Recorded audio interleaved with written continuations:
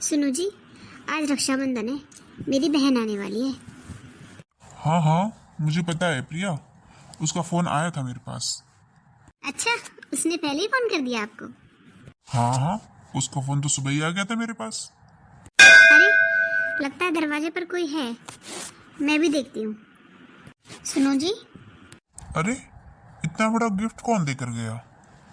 पता नहीं जी, मैंने दरवाजा खोला, बाहर रखा हुआ था। अच्छा, क्या पता मेरे ऑफिस से आया हो। पता नहीं, खुलकर देखूं? हाँ हाँ, देखो। अरे, इसमें तो ये राखी का थाल है। हाँ, ये तो मेरे ऑफिस से नहीं आएगा। आखिर मुझे ऑफिस से राखी कौन भेजेगा? अरे दीदी, भैया भाभी को तो पता भी नहीं है कि हम यहाँ पर हैं और हम उनकी सारी बातें सुन रहे हैं। हाँ छोटी, भैया भाभी को तो पता भी नहीं है, हमें देखकर सरप्राइज हो जाएंगे भैया। और भैया क्या कह रहे, गिफ्ट ऑफिस वालों ने भेजा होगा। हाँ छोटी, उन्हें तो पता भी नहीं है कि हम उन्हीं के रूम में खड़े हैं। दीदी, ऐसा करते हैं, अब चलते हैं हॉल में। अरे अभी रुक, अभी उन्हें अंदाजा लगाने दे कि ये किसने भेजा होगा, फिर चलेंगे। हाँ दीदी, वैसे कह तो आप ठीक ही रही हो, मजा आ रहा है। पर मुझे समझ आ रहा है कि ये राखियां किसने भेजी हैं। किसने? ये राखियां तुम्हारी उन सौतेली बहनों ने भेजी हैं जो आपके पीछे पड़ी रहती हैं। अरे, उन्हें समझ नहीं आता एक बार की? जब आप उनके सगे भाई नहीं हो और उनकी माँ भी नहीं है तो क्यों आ जाती है मुंह उठा के, भेज दिया ये सामान, अब इसके बदले हमें भी कुछ देना पड़ेगा। फालतू का खर्चा करवाती रहती हैं।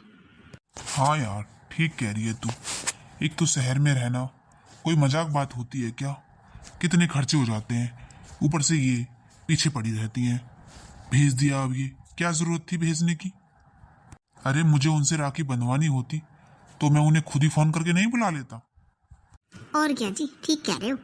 इतनी तो बेशरम है तुम्हारी दोनों बहनें। आपकी खुद की तो कोई बहन नहीं है, आप तो मजे से रह सकते हो। ये फालतू में पीछे पड़ी रहेंगी दोनों की दोनों। आखिर क्या चाहिए इन्हें आपसे? क्या चाहिए क्या? मुझे तो ऐसा लगता है इनकी नजर मेरी प्रॉपर्टी पर है। सौतेली बहनें हैं, क्या पता कब नियत बिगड़ जाए और कब अपना हिस्सा मांगने लग जाए। नहीं नहीं, मैं ऐसा नहीं होने दूंगी। अरे, आप उनके सगे भाई थोड़ी ना हो जो आपकी प्रॉपर्टी में उनका हिस्सा होगा। अरे, तो वो तो मुझे सगाई मानती है। नहीं जी, आप टेंशन मत लो। ऐसा करेंगे, फोन आएगा ना पूछने के लिए कि गिफ्ट मिल गया, मना कर देंगे, हमें नहीं मिला। हाँ, ठीक कह रही है, ऐसे ही बोल दूंगा। और क्या, जब कह देंगे हमें गिफ्ट ही नहीं मिला तो फिर हमें कुछ देना भी नहीं पड़ेगा। और आप है ना, इनसे थोड़ी दूरी बना के रखा करो, मत उठाया करो इनके फोन वोन। आज मेरी बहन आने वाली थी, सारा मूड खराब कर दिया। भैया।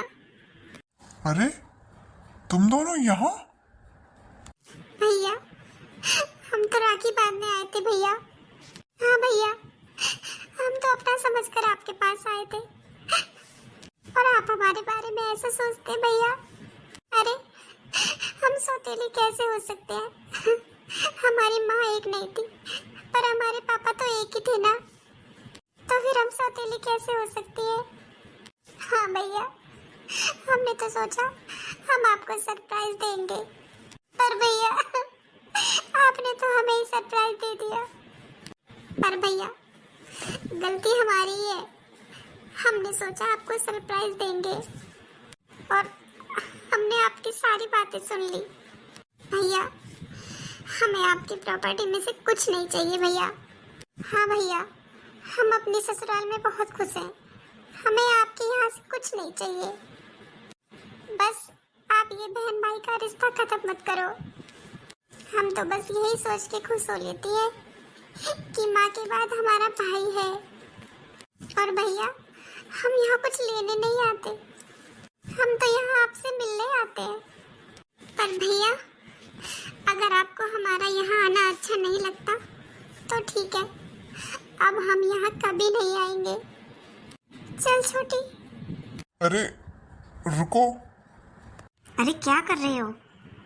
जब खुद ही इनसे पीछा छूट रहा है तो क्यों रोक रहे हो इन्हें? भूल गए आप?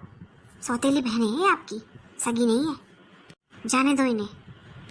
चल छोटी, किसी ने सही कहा है, माँ के खत्म होने पर मायका भी तभी खत्म हो जाता है। हाँ दीदी चलो। सुनो जी, अरे क्या हो गया आपको? आप उदास क्यों हो? आखिर हम दोनों ही चाहते थे ना कि इनसे पीछा छूट जाए, तो छूट गया, अब क्यों उदास हो रहे हो? चलो, तो मेरी बहन आने वाली है, चलो शॉपिंग पर चलते हैं। आखिर माँ से ही सारे रिश्ते होते हैं, माँ नहीं तो कोई रिश्ता नहीं।